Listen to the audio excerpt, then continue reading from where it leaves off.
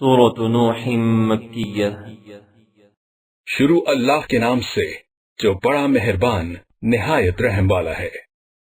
ہم نے نوح علیہ السلام کو ان کی قوم کی طرف بھیجا کہ پیشتر اس کے کہ ان پر درد دینے والا عذاب واقع ہو اپنی قوم کو ہدایت کر دو۔ انہوں نے کہا کہ بھائیو، میں تم کو کھلے طور پر نصیحت کرتا ہوں کہ اللہ کی عبادت کرو اور اس سے ڈرو اور میرا کہا مانو، وہ تمہارے گناہ بخش دے گا اور موت کے وقت مقرر تک تم کو مہلت عطا کرے گا۔ جب اللہ کا مقرر کیا ہوا وقت آ جاتا ہے تو تاخیر نہیں ہوتی۔ کاش تم جانتے ہوتے۔ جب لوگوں نے نہ مانا تو نوح علیہ السلام نے اللہ سے عرض کی کہ پروردگار، میں اپنی قوم کو دن رات بلاتا رہا، لیکن میرے بلانے سے وہ اور زیادہ گریز کرتے رہے۔ جب میں نے ان کو بلایا کہ توبہ کریں اور تو ان کو معاف فرمائے گا، تو انہوں نے اپنے کانوں میں انگلیاں دے لی اور کپڑے اوڑھ لیے اور اڑ گئے اور اکڑ بیٹھے۔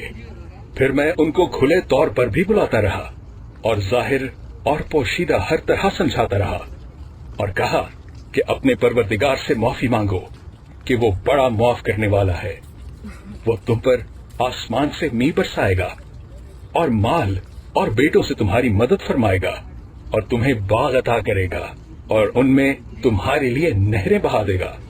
تم کو کیا ہوا ہے کہ تم اللہ کی عظمت کا اعتقاد نہیں رکھتے، حالانکہ اس نے تم کو طرح طرح کی حالتوں کا پیدا کیا ہے۔ کیا تم نے نہیں دیکھا کہ اللہ نے 7 آسمان کیسے اوپر تلے بنائے ہیں، اور چاند کو ان میں زمین کا نور بنایا ہے، اور سورج کو چراغ ٹھہرایا ہے، اور اللہ ہی نے تم کو زمین سے پیدا کیا ہے، پھر اسی میں تمہیں لوٹا دے گا اور اسی سے تم کو نکال کھڑا کرے گا۔ اور اللہ ہی نے زمین کو تمہارے لیے فرش بنایا تاکہ اس کے بڑے بڑے کشادہ رستوں میں چلو پھرو۔